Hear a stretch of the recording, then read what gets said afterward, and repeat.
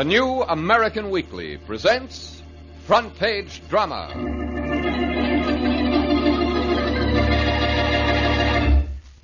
I don't mean that you should do it. I started this, and I'll see it through. Tell me, what's the name of that old folks' home out on the pike? I think you mean Laurel Hill Home. Yeah, that's it. I'll telephone them tomorrow and find out how to get Mother Jones interested in the place. I can't stand her around here any longer. All right, Doris? All right, Michael.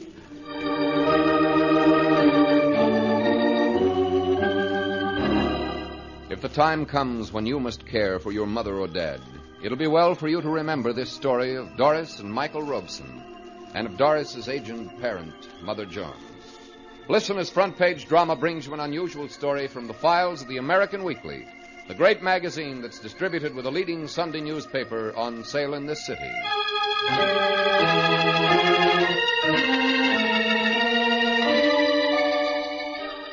As mothers-in-law go, Mother Jones ranks among the best. She makes her home with Doris and Michael Robson, her daughter and son-in-law.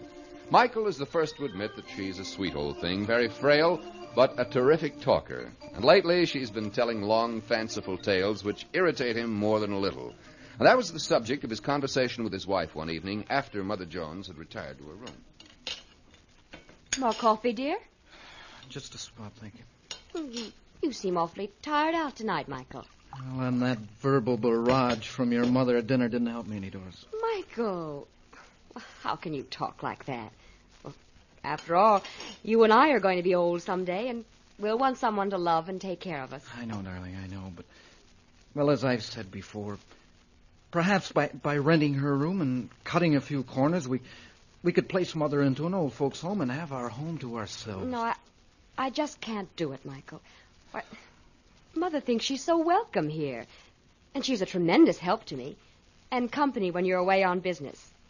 Besides, she's so fond of you that I'm sure she would think it was my idea if we suggested that she leave. And I don't want her to think that. But, Doris, I don't mean to be unreasonable in this. I simply would like more privacy when I come home at night, not this everlasting chattering about what happened years ago. Am I asking too much to have a little quiet in my own home? No, dear. You're not asking too much. Only, you are asking too much when you ask me to broach the subject to Mother. You'll have to do it, dear. I just can't do it. Very well, then I will, and soon, too. Tomorrow night, in fact. I'll tell you what. After dinner, you excuse yourself and drop over to see Edna for an hour or so. Just leave us two alone, and I'll do the trick.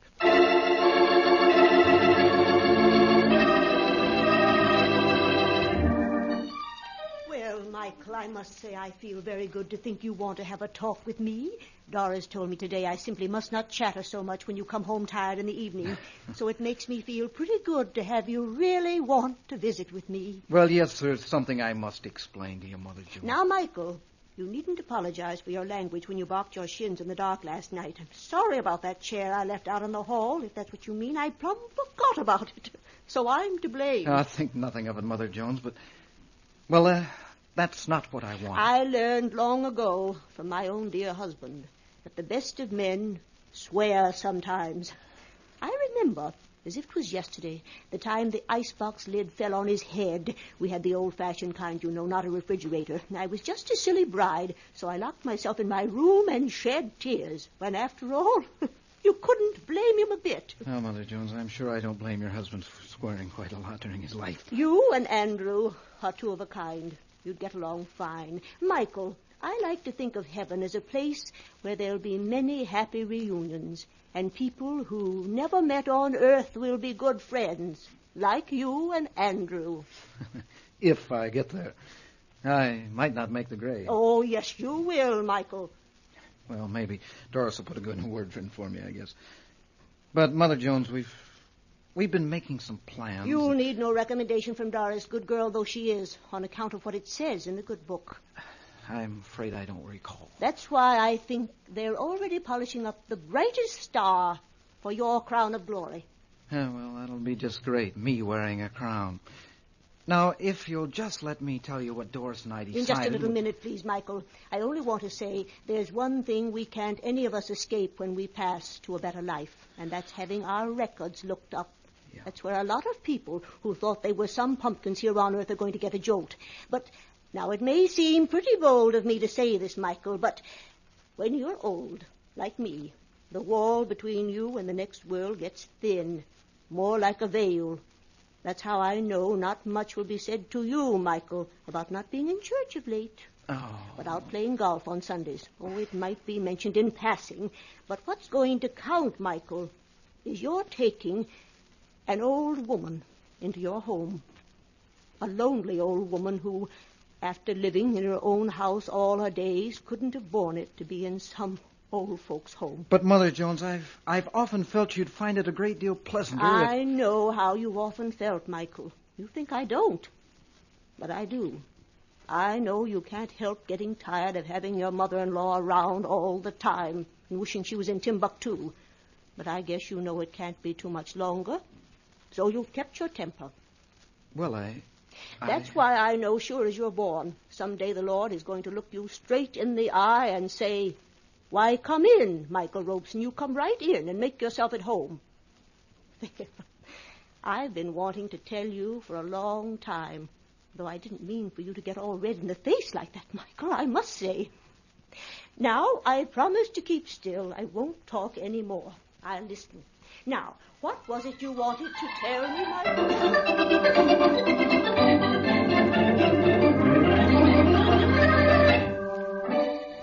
Listen in just a moment for the heartwarming conclusion to this front-page drama brought to you by the New American Weekly.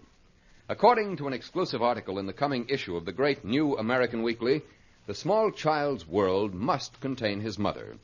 Dr. Marinia Farnham, eminent psychiatrist and author of the book The Adolescent, says that even a few days of separation between mother and child, particularly when baby is less than a year old, may establish fears to last a lifetime. She suggests 8 rules to follow in raising your youngster, rules which will save him from torments later on in life. You'll be interested in Dr. Farnham's article entitled Fear, just one of the many informative features coming your way in this week's issue of the great New American Weekly, carried with a leading Sunday newspaper on sale in this city.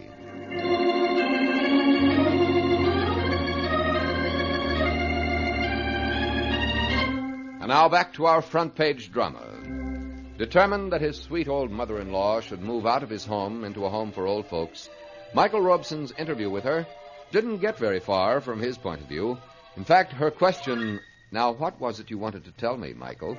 suddenly brought their conversation to a close, and he left to join his wife, Doris, who was visiting a neighbor's home. As they walked home later that evening... I wonder, Doris, if the old gal was sharp enough to know she was putting me off.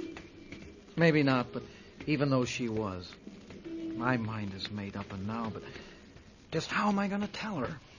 Well, I suppose if I must, I must. No. I don't mean that you should do it. I've started this and I'll see it through. What's the name of that old folks' home out on the pike? I think you mean Laurel Hill Home. Yeah, that's it. I'll telephone them tomorrow and find out what's the best way of getting Mother Jones interested in the place and find out all the details of having her live there. All right, Doris. All right, Michael.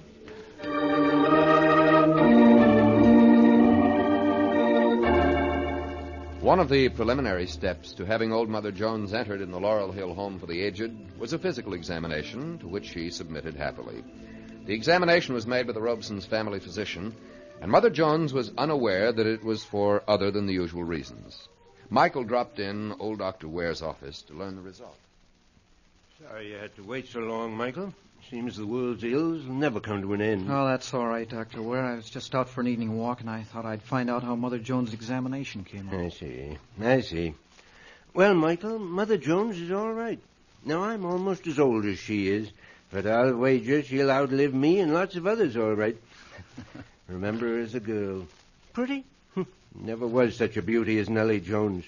Knew Andrew, too. Fine fella. You kind of remind me of Andrew. Thank you, sir. Too bad Andrew had to go when he did. Now, Mother Jones isn't one to be alone, I'll tell you that. I'm glad to hear you say that, Dr. Ware, because I tried to impress that Mother Jones would be better off in a home like Laurel Hill, say, where there are lots of other people around that she could talk to. Well, I don't know that she needs lots of other people, but Nellie likes to talk all right. She sure needs somebody. But couldn't that somebody be other older folks like yourself? Well, with Nellie, she likes a home that isn't spelled with a capital letter, like Laurel Hill. Her only joy now is to warm her lonely old heart in the reflected glow of her daughter's being married to you, and to remember her own Andrew as much like you. I hope you appreciate the sincere flattery of that. Why, I hadn't thought of it that way. Well, son, I hope I've helped you a little with your problem. Well, it isn't exactly a problem. It's just...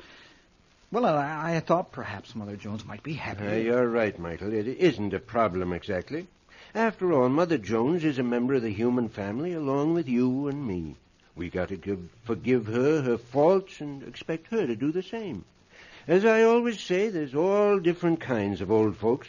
Some of them can't stand being with their kin. Love them, of course, but want to be independent. Then the other kind, well, they'd just pine away and die if they weren't near a son or a daughter. Now, Mother Jones is one of that kind, son. Yes, I see, Doctor. Well, thanks very much.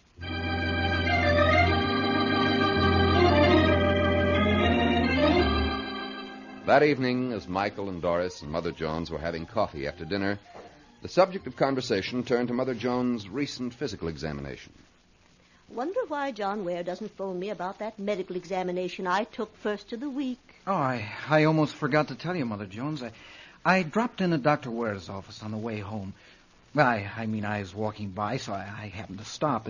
And Dr. Ware says, well, that you're fit as a fiddle, Mother. Well, now, isn't that nice of you? Doris, your husband is getting more like my Andrew every day that passes. Michael, I've been wondering what it was that you wanted to talk with me about one night about a week ago. Do you remember? Me? I wanted to discuss something with you? Yes. Do you remember what it was, Doris? What? No, dear. Unless... Oh, I remember what it was. I was thinking that since we're all such good old friends, wouldn't it be nice if we invite old Dr. Ware over to dinner some night?